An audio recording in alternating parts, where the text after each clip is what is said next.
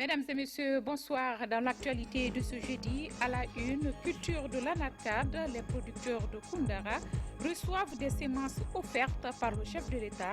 Ils sont informés sur les enjeux de cette culture.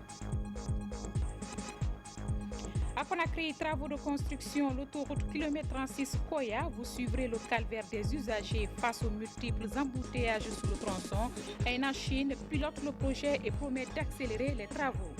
Et puis, manque de civisme ou mauvaise foi, l'éclairage public se trouve menacé par des actes de vandalisme sur les lampadaires solaires. C'est un constat d'une équipe de maintenance.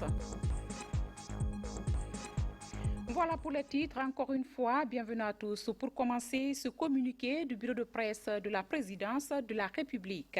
24e sommet ordinaire de la Manoriva Union. Dans le cadre du renforcement des liens d'amitié et de fraternité existants entre les pays de la sous-région, les chefs d'État et de gouvernement de l'Union du fleuve Mano, Libéria, Sierra Leone, Côte d'Ivoire sont attendus à Conakry vendredi 26 où ils prendront part au 24e sommet ordinaire de l'organisation. Sont conviés à prendre part au cérémonial d'accueil prévu à 8h30 à l'aéroport international de Conakry-Bessia les personnalités ci-après. Monsieur le Président de l'Assemblée nationale, Monsieur le Premier ministre, chef de gouvernement, Monsieur le Président de la Cour constitutionnelle, Monsieur le Président de la Cour suprême, Monsieur le Président de la Cour des comptes, Madame la Présidente de la Haute Autorité de la Communication, Madame la Présidente du Conseil économique et social, Monsieur le Médiateur de la République, Monsieur le Grand Chancelier des Ordres nationaux de Guinée, Monsieur le Président de la Commission électorale nationale indépendante, Monsieur le Président de l'Institution nationale indépendante des droits humains, Monsieur le haut représentant du chef de l'État, Monsieur le chef de file de l'opposition, Mesdames et Messieurs les membres du gouvernement, Mesdames et Messieurs les ministres conseillers à la présidence, Monsieur le chef d'état-major général des armées, Monsieur le haut commandant de la gendarmerie nationale, Monsieur les chefs des états-majors des armées de terre, de l'air et de la marine, Monsieur le chef d'état-major particulier de la présidence, Monsieur les directeurs généraux de la police et de la douane, Mesdames et Messieurs les chefs des missions diplomatiques et les représentants des organisations internationales, Madame la secrétaire exécutive de l'organisation du fleuve Mano, Monsieur le gouverneur de la ville de Conakry. Conakry, 23 juin 2016, le directeur Moussa Sissé. Comme tous les jeudis, la session ordinaire du Conseil des ministres s'est tenue cet après-midi sous la présidence du chef de l'État. Au titre des points débattus, entre autres, l'accélération de la mise en œuvre des projets de construction de logements sociaux, la sensibilisation du monde rural sur la promotion de la culture de l'anacarde et du café. Pour le compte-rendu du Conseil, on écoute Damanta Albert Camara. Il est au micro de Seydou Diallo. Au titre du premier point de l'ordre du jour, Monsieur le Président de la République a instruit les ministres en charge des travaux publics et des transports de mettre en application les recommandations de la CEDEAO sur le contrôle de la charge à l'essieu des poids lourds. Le chef de l'État a insisté prévu pour les contrevenants du Conseil. Le Président de la République a demandé aux ministres en charge de l'habitat d'accélérer la mise en œuvre des différents projets de construction de logements. Le chef de l'État a invité la ministre en charge de l'environnement à veiller au respect des mesures interdisant la coupe et l'exportation du bois. Le président de la République a mis un accent particulier sur la nécessité d'inscrire la sensibilisation du monde rural à la culture de l'anacarde et du café à travers une communication ciblée et intense au cœur des préoccupations du gouvernement.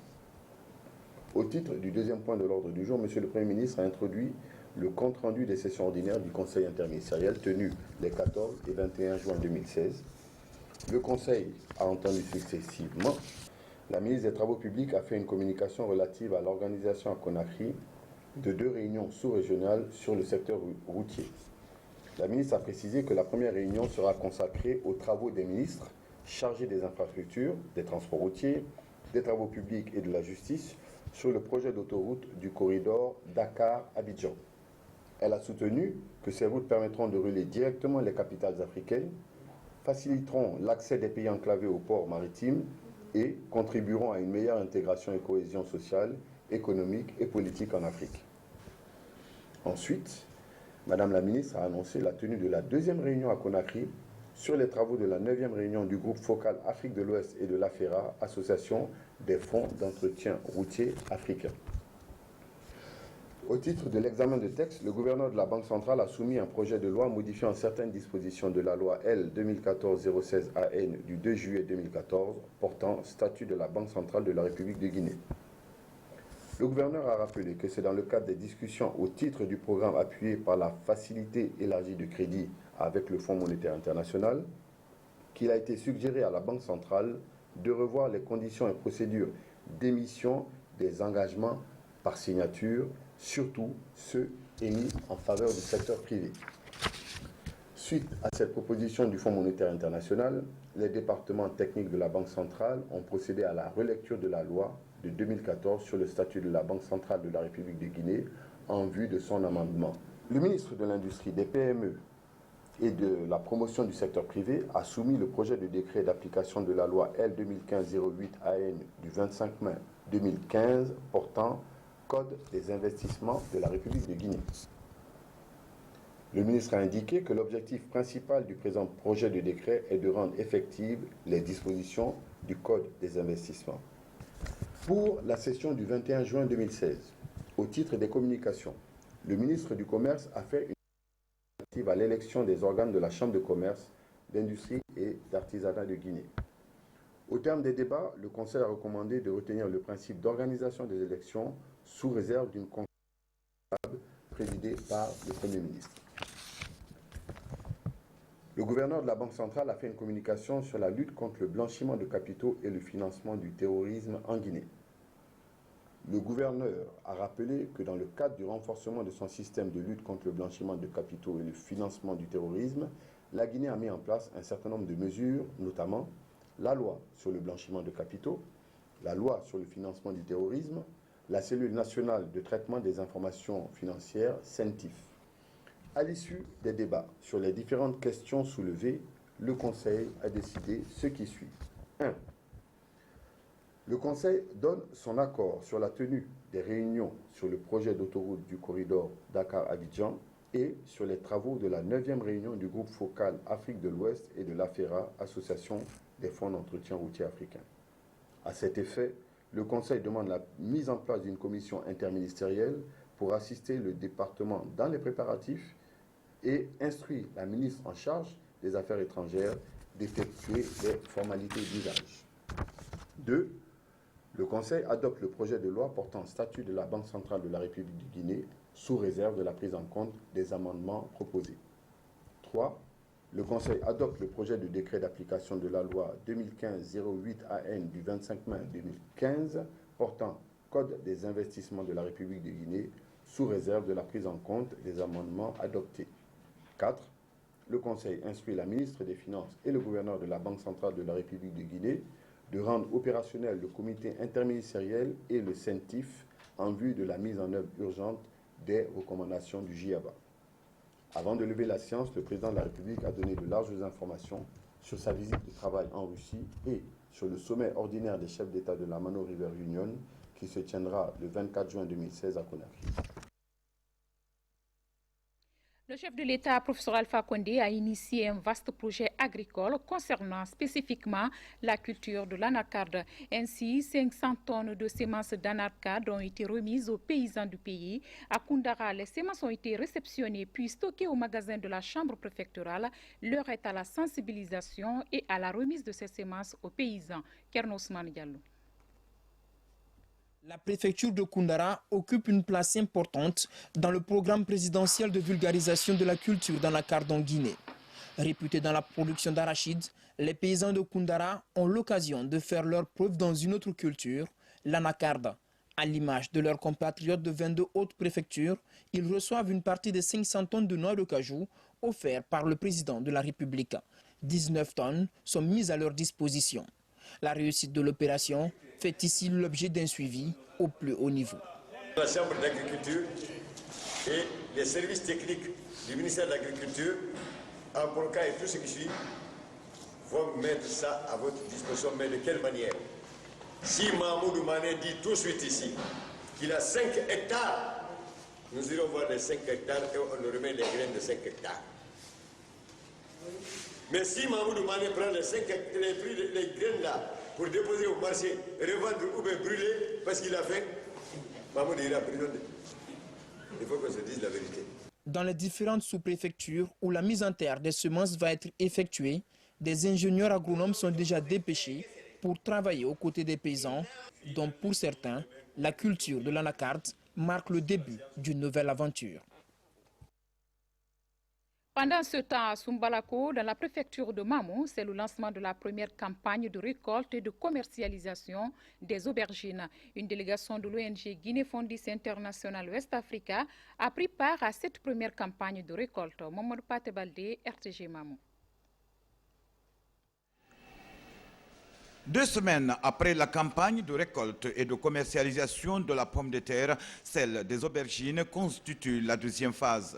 À l'image de Soloya Bamba dans la sous-préfecture de Douni, tout comme dans les autres domaines, l'Union des groupements agricoles de Sumbalako-Mamou a mis cette année en valeur plus de 200 hectares d'aubergines des variétés Kalenda et Black Boli.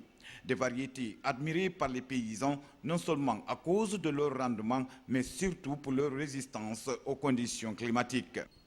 Pour une bonne réussite de l'opération et dans le souci d'éviter des pertes considérables, l'UGAS a recruté 70 bénévoles chargés de la récolte, de l'emballage jusqu'à l'embarquement. Vu la production ici sur le terrain, l'implantation de cette unité industrielle, franchement, ça a tardé. On devrait le faire depuis plus longtemps.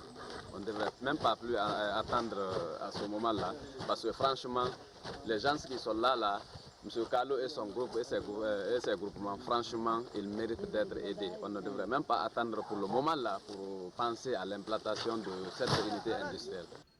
Sur le terrain, les opérations de commercialisation s'effectuent avec l'arrivée des premiers camions en provenance des 4 régions naturelles du pays. Dans le but donc d'accompagner les paysans à augmenter le revenu et la production, Guinée-Fondis International West Africa, qui a déjà promis une unité de transformation de la tomate à l'Union, a identifié et apprécié le site retenu par l'UGAS. Et plus loin, en région forestière, le ministre du Budget poursuit sa tournée de sensibilisation. En Zéro Corée, Mohamed Lamine Doumbouya a invité les opérateurs économiques à une synergie d'action en vue de mobiliser plus de recettes pour renflouer les caisses de l'État. Mamadi Gassama, envoyé spécial de la RTG. Zéro Corée, ville cosmopolite et de négoces par excellence. Ici, 70% de la population évolue dans le secteur informel. À cette occasion de prise de contact entre le ministre du Budget et les structures déconcentrées, les opérateurs économiques de Zali plaident pour l'établissement d'un meilleur climat des affaires entre opérateurs et forces de sécurité. Nous attendons franchement de revoir au niveau des services de douane régionaux s'ils pouvaient prendre une autre mesure pour pouvoir améliorer les conditions de vie des opérateurs économiques des Zéro Corée, ça pouvait nous soulager. S'il y a un changement, peut-être les commerçants sont prêts à s'acquitter leurs droits à l'endroit de dédouanement de leurs marchandises. Face à cette situation, les autorités s'engagent à corriger cet art qui entrave la mobilisation des recettes. C'est une préoccupation que nous avons et je suis sûr que nous allons travailler dans ce sens-là. Et l'assurance que je voulais donner aux opérateurs économiques, c'est de leur dire que notre souci, c'est de leur faciliter leur activité. Nous mettrons tout en place pour que le commerce soit facilité, pour que les échanges soient facilités entre non seulement notre pays et les pays voisins, mais également les activités à l'interne. Il s'avère que c'est une mesure qui n'est pas à la connaissance des autorités de haut niveau et je pense que des dispositions sont en train d'être prises pour pouvoir les lever très rapidement. Bien avant cette rencontre, le ministre et sa suite se sont rendus à Baladangueke, un poste qui fait frontière avec le Libéria. Objectif, s'assurer des conditions de travail des forces de défense, mais aussi leur expliquer la nécessité de renforcer la vigilance le long des frontières. Actualité économique à présent, la Banque mondiale a procédé à l'évaluation du portefeuille des projets financés par son institution. Les résultats attestent le double des financements en 4 ans. Cependant, il reste encore beaucoup à faire pour améliorer le taux de décaissement, devenu nettement faible ces dernières années. Plus d'informations avec Boubacar Ba. La revue de la performance du portefeuille des projets et programmes financés par la Banque mondiale porte sur l'examen de l'état d'avancement des projets et programmes en cours d'exécution, l'identification des obstacles rencontrés et la formulation des recommandations pour corriger les faiblesses enregistrées. De nos jours, le volume du portefeuille des projets de cette institution a atteint les 480 millions de dollars contre 198 millions en 2013. Cependant, sur les 480 millions de dollars destinés à l'aide publique au développement, 300 millions n'ont pu être décaissés faute de questions liées au long délai du processus de passation des marchés, le retard lié à la rentrée en vigueur des accords de financement, la non-utilisation ou méconnaissance des manuels de procédure, la faiblesse du système de contrôle et le déficit de planification. En fait, la coopération de la Banque et la Guinée est une coopération active. Nous avons eu un doublement de notre portefeuille en 4 ans. On est passé de 200 millions à 400 millions, non, moins de 1,5 milliard de dollars.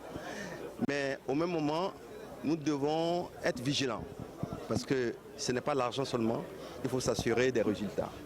Alors, les points de vigilance que nous devons avoir, c'est la question de passation de marché, c'est la question de suivi et évaluation, mais c'est aussi la question de l'ancrage institutionnel. Le faible taux d'absorption de fonds ne date pas d'aujourd'hui. C'est un problème qui est récurrent dans la mesure où des efforts doivent être faits du côté à la fois du gouvernement et du côté des partenaires pour alléger les procédures. Parce que c'est davantage les procédures qui posent problème. Il faut pouvoir en quelque sorte les interroger à la limite des responsabilités qui sont les nôtres, pour pouvoir au moins aller dans le sens d'un meilleur décaissement des fonds qui existent. Signalons que la Guinée est devenue membre du groupe de la Banque mondiale le 28 septembre 1963 et le premier financement d'1 700 000 dollars a été accordé au département des mines dans le cadre de la construction d'un chemin de fer pour l'exploitation de la bauxite. À Conakry, bientôt la fin de calvaire pour les usagers de l'autoroute au kilomètre 36 Koya. L'entreprise en Chine qui réalise le projet promet d'accélérer les travaux, même en cette période de grande pluie. Toutefois, ces jours-ci, le trafic est perturbé par d'énormes embouteillages. Ansoumane Toumane Kamara nous fait le point. En ces jours pluvieux sur Conakry et ses environs, les activités étaient au ralenti sur les chantiers de l'autoroute kilomètre 36 Koya. Pendant ce temps, les usagers de cette route ont fait face à un embouteillage terrible entre Frigiadi et le point de Manéa dans Koya. Et cet embouteillage qui a commencé mardi à 20h se poursuit encore. Faute de passage, nous sommes obligés d'affronter ces eaux de ruissellement pour atteindre l'autre rive. Je suis en mission, j'ai quitté Kindia depuis 6h30. Je devrais être à Conakry au plus tard à 11h. Malheureusement, je suis coincé ici, je ne peux pas respecter mon rendez-vous. L'entreprise Henan Chine qui exécute les travaux dit avoir pris toutes les dispositions pour faciliter la circulation aux usagers. Au niveau du pont de Maléa, vraiment, ça c'était difficile. Vous voyez la route, c'était hier, on a corrigé. On a fermé les trous, on a compacté sur la route. Mais le problème, ou bien la faute, ce n'est pas la société. Le problème, c'est à cause des chauffeurs. Le chauffeur de camion, il ne respecte pas très bien les règlements de conduite. Tout le monde, il veut aller vite, il est très pressé, il est trop pressé comme ça. Les travaux de construction de l'autoroute kilomètre 36 Koya, interrompus à cause de l'épidémie d'Ebola, ont été relancés il y a quelques mois. La société contractuelle promet d'intensifier les activités pour achever ces travaux qui mettront un terme à la souffrance des populations.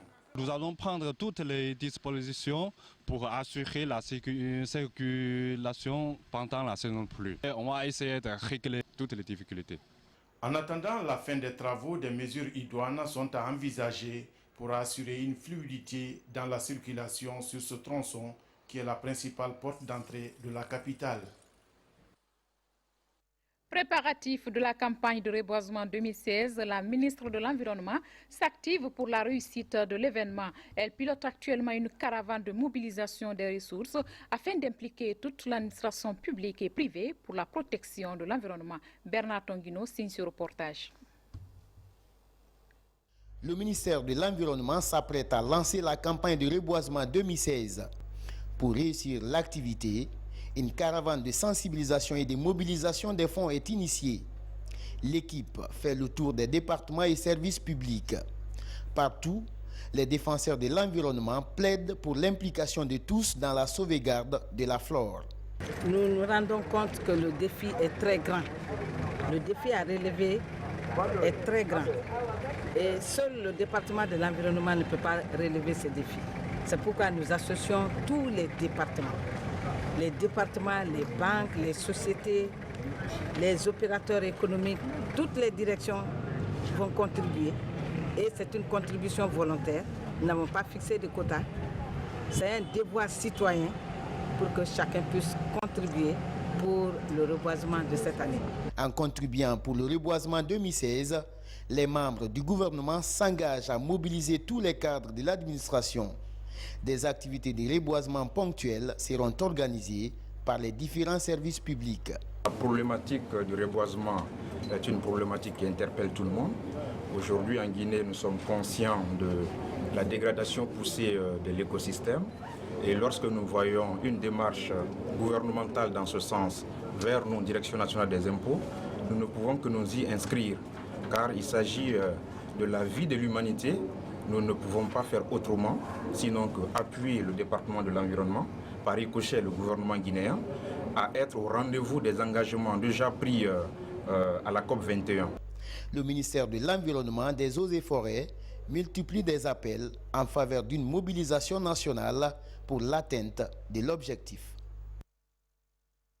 Restons dans le secteur avec la filière bois. Vous le savez, depuis un moment, la circulation du bois est interdite sur l'ensemble du territoire national. Inquiets, les professionnels de la filière sollicitent un renforcement de la réglementation dans l'exploitation de cette matière. Objectif, la levée de l'interdiction en cours. Mohamed Alpha Baldé pour plus de précisions. Récemment, une décision gouvernementale a interdit la circulation du bois en Guinée. Les acteurs de la filière, principaux victimes de la mesure, se mobilisent. Ils échangent, évaluent la situation et plaident pour une réglementation du secteur en vue de soulager la consommation locale. Le bois, c'est comme l'être humain. Il naît, il grandit, après il meurt. Alors, mettre une réglementation en place, payer les redevances afin qu'on restaure à tout moment dans une exploitation rationnelle, c'est encore mieux. Nous voulons vraiment que les activités du bois soient une activité pérenne, réglementée, et on est prêt aussi à payer les redevances forestières. Pourquoi? Parce que c'est ce qui avance le pays. La dernière réglementation en date prévoyait 2 tronçonneuses par préfecture. Une mesure peu respectée sur le terrain, l'exploitation rationnelle des ressources forestières n'existait que sur papier. Cette rencontre d'information et de sensibilisation est aussi une façon pour la Fédération nationale des professionnels de la filière bois d'amener ses membres à plus de responsabilités. Nous avons appelé les acteurs aujourd'hui pour les informer de la décision du gouvernement et les sensibiliser à propos. Et il est de notre devoir, de l'autre côté, d'attirer l'attention du gouvernement que si les acteurs ont compris, ils ont respecté la décision du gouvernement, que cette situation, c'est une situation de toute la nation. La consommation du bois pour la consommation locale, c'est une situation qui concerne tout le peuple guinéen. Les prochains jours, des professionnels du bois comptent multiplier les rencontres avec l'ensemble des acteurs du secteur. En ligne de mire de la filière, l'obtention de la relance de ces activités. Et cette formation des cadres du Fonds d'investissement sur les techniques de gestion budgétaire pilotée par le ministère des Mines, la session mise sur la performance du secteur minier. C'est un reportage de Fodé Bangoura rendu par Ousmane Ba. Plus de 150 cadres venus des différents services du fonds minier ont bénéficié de cette formation. Durant 36 jours, ces agents ont été outillés en techniques de gestion budgétaire, de ressources humaines, de données statistiques et de secrétariat informatique. L'objectif recherché est la qualification du personnel du ministère des Mines afin de répondre aux besoins du dit département. Le travail réel fourni a été un travail très propre. Et tous les modules ont été respectés. Et j'ai compris par l'engouement et l'enthousiasme des participants, le travail qui a été commis a été un travail très sain et propre. Cette session de formation a permis à ces participants de cerner les tenants et les aboutissants des techniques budgétaires pour mieux redynamiser le secteur minier. La formation, ça a été vraiment bénéfique pour nous parce que nous avons appris des choses qui nous sont vraiment étranges. Nous avons fait des choses qu'on avait oubliées par manque d'outils. Mais grâce à cette formation, on a pu vraiment nous recycler. L'un des maillons forts de l'économie du pays, le fonds d'investissement minier, compte propulser les actions initiées au ministère des Mines à travers l'innovation et la qualification de ses cadres. D'une formation à une autre, pour gagner le combat contre les violences basées sur le genre, l'ONG JH Pigo a lancé une formation des éducateurs communautaires sur l'utilisation de la boîte à images. Le document servira de support pour la sensibilisation des populations sur l'abandon de ces pratiques. Sam Martonneau. À quelques semaines du lancement de leur nouvelle opération de lutte contre les violences basées sur le genre, les éducateurs communautaires de Djipaigo se mettent en ordre de bataille. Le contingent est essentiellement composé de représentants des organisations de la société civile, d'associations de jeunesse, de médecins légistes et de l'élus du peuple. Pour gagner le combat, ils apprennent l'utilisation de la nouvelle arme.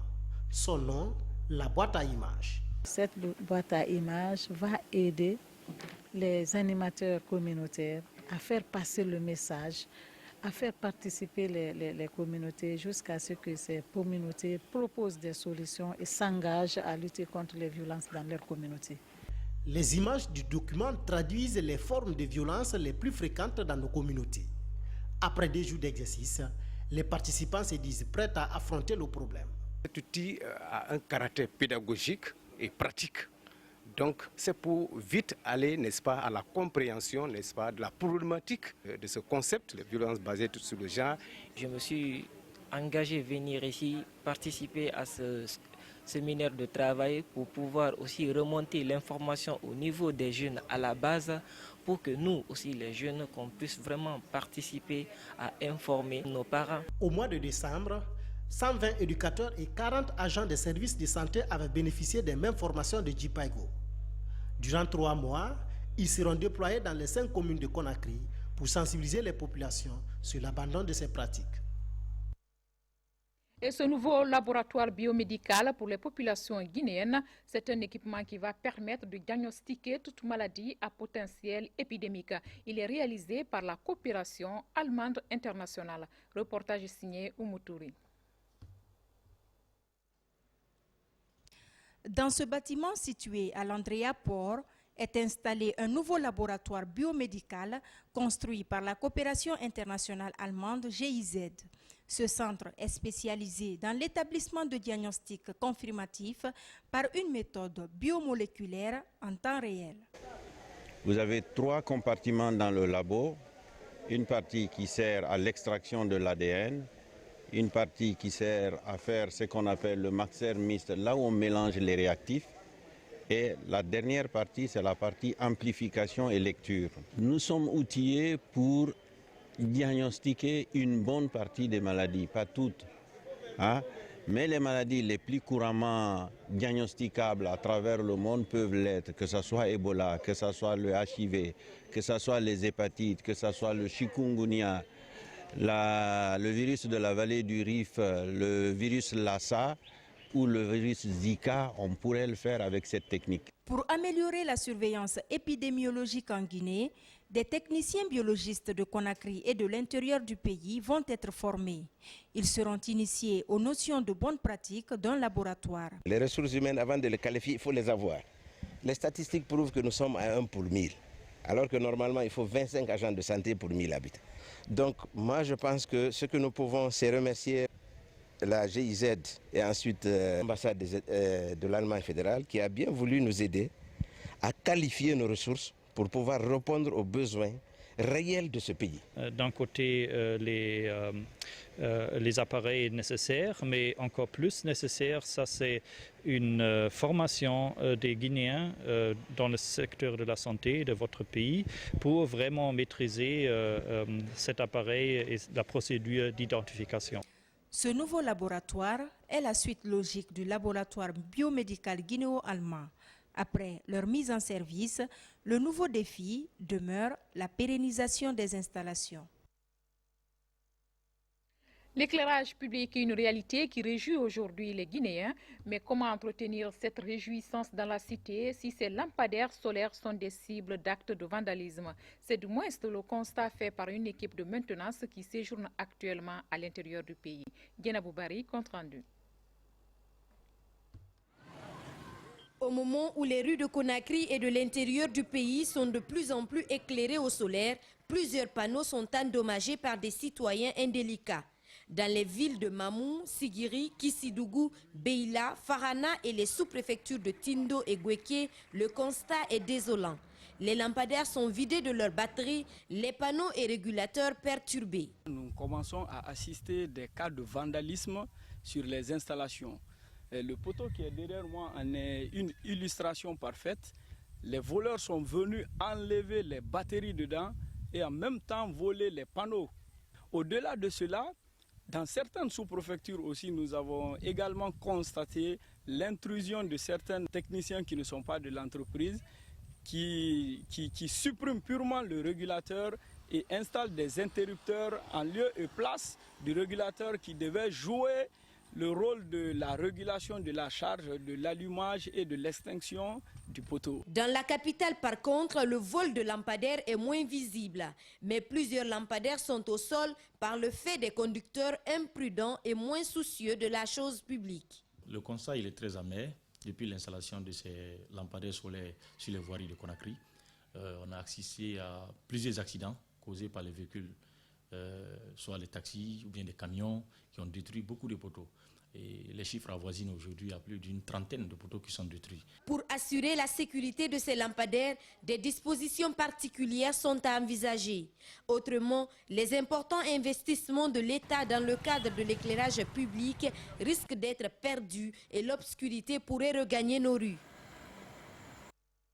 Un mot de religion avant de boucler ce journal avec la remise au provisoire ce mercredi de la nouvelle mosquée de Koloma. Cette maison de Dieu est réalisée par l'entreprise générale de construction et de commerce avec un financement de l'ONG turque IDEF. Vous allez admirer cette belle œuvre construite à la turquoise. Fatima Diallo.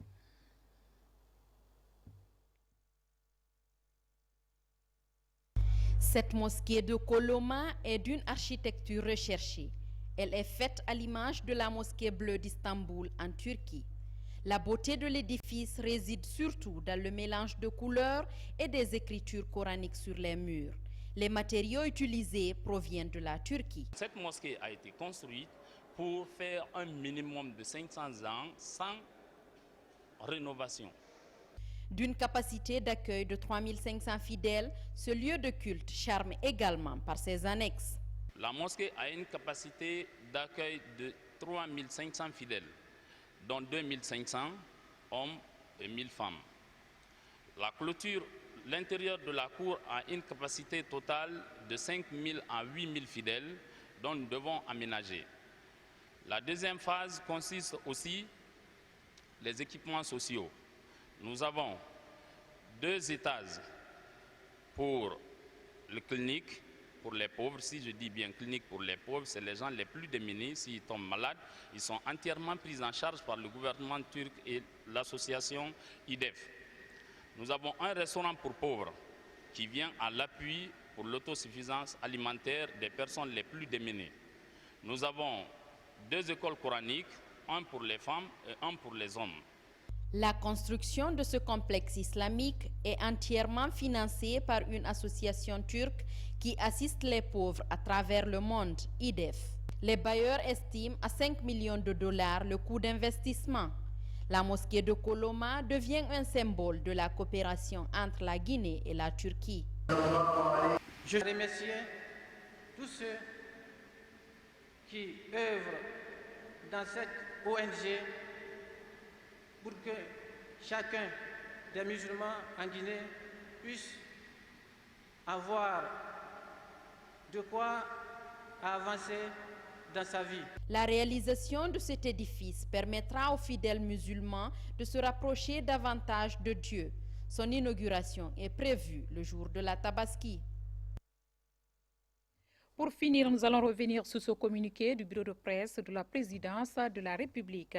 Dans le cadre du renforcement des liens d'amitié et de fraternité existants entre les pays de la sous-région, les chefs d'État et de gouvernement de l'Union du fleuve Mano, Libéria, Sierra Leone, Côte d'Ivoire sont attendus à Conakry le vendredi 24 juin 2016 où ils prendront part au 24e sommet ordinaire de l'organisation. Sont conviés à prendre part au cérémonial d'accueil prévu à 8h30 à l'aéroport international de Conakry-Bessia les personnalités ci-après. Monsieur le Président de l'Assemblée nationale, Monsieur le Premier ministre chef du gouvernement, Monsieur le Président de la Cour constitutionnelle, Monsieur le Président de la Cour suprême, Monsieur le Président de la Cour des comptes, Madame la Présidente de la Haute Autorité de la Communication, Madame la Présidente du Conseil économique et social, Monsieur le Médiateur de la République, Monsieur le Grand Chancelier des Ordres nationaux de Guinée, Monsieur le Président de la Commission électorale nationale indépendante, Monsieur le Président de l'Institution nationale indépendante des droits humains, Monsieur le Haut représentant du chef de l'État, Monsieur le chef de file de l'opposition, Mesdames et Messieurs les membres du gouvernement, Mesdames et Messieurs les ministres conseillers à la présidence, Monsieur le chef d'état-major général des armées, Monsieur le haut commandant de la gendarmerie nationale, Monsieur les chefs des états-majors des armées de terre, de l'air et de la marine, Monsieur le chef d'état-major particulier de la présidence, Messieurs les directeurs généraux de la police et de la douane, Mesdames et Messieurs les chefs des missions diplomatiques et les représentants des organisations internationales, Madame la secrétaire exécutive de l'organisation du fleuve Mano, Monsieur le gouverneur de la ville de Conakry. Conakry, 23 juin 2016, le directeur Moussa Sissi. Vous l'avez compris, mesdames et messieurs, c'est ici que nous fermons ce journal.